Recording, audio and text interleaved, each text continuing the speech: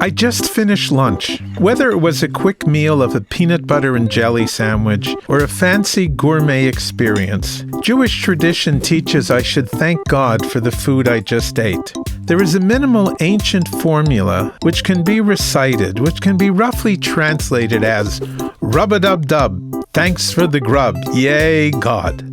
But the traditional prayer, Birkat Hamazon, the blessing after a meal that included bread, is somewhat longer. The first paragraph is probably the best well known. It starts as follows.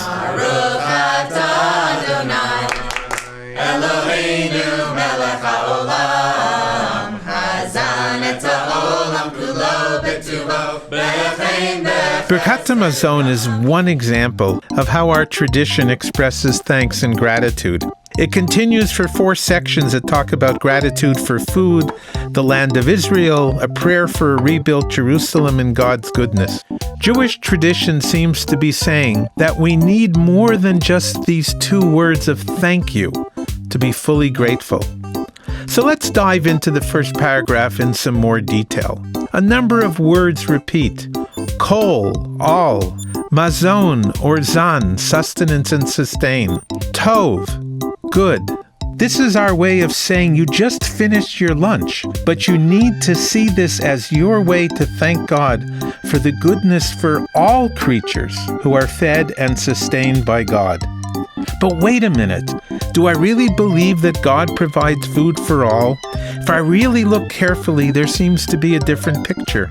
People in my own city live with food insecurity.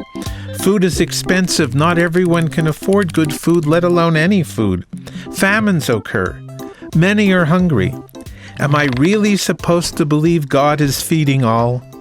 Do I have to ignore the reality for many who really worry about from where the next meal is coming? Do I have to lie?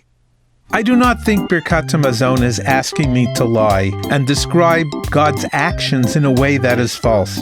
Rather, it is asking me to do 3 different things.